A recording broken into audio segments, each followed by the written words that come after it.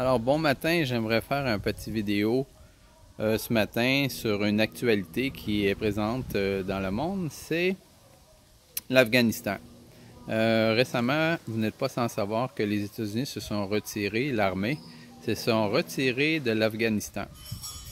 Et eh bien, on a appris ce matin que les États-Unis et l'Europe financent dorénavant le gouvernement en place, le gouvernement taliban. Alors, le gouvernement taliban est dorénavant financé par un consortium américain et européen à la hauteur de 1,5 milliard de dollars.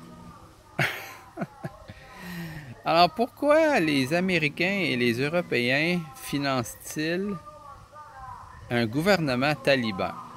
Alors que, selon les médias, alors pourquoi financent-ils l'Afghanistan? On peut se poser aussi la question, pourquoi les États-Unis ont occupé l'Afghanistan pendant plus de 20 ans?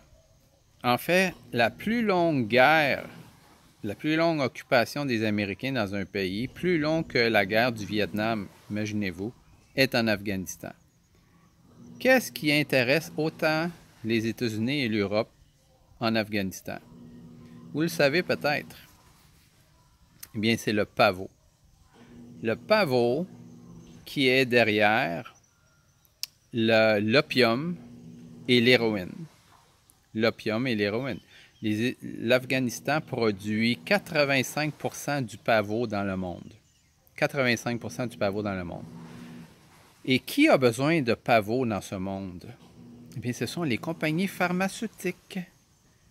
Les compagnies pharmaceutiques, le complexe pharmaceutique.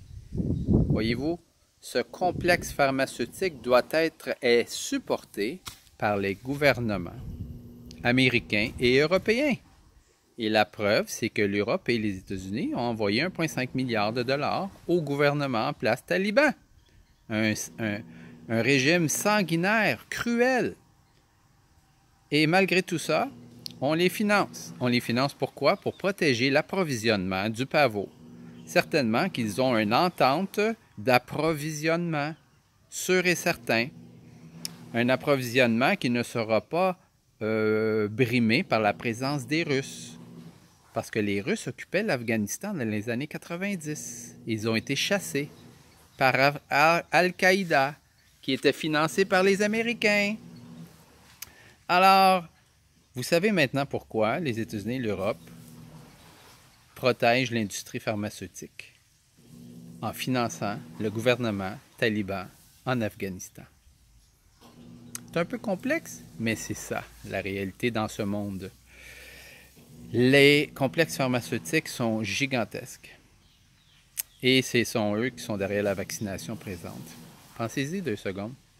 Passez une excellente journée.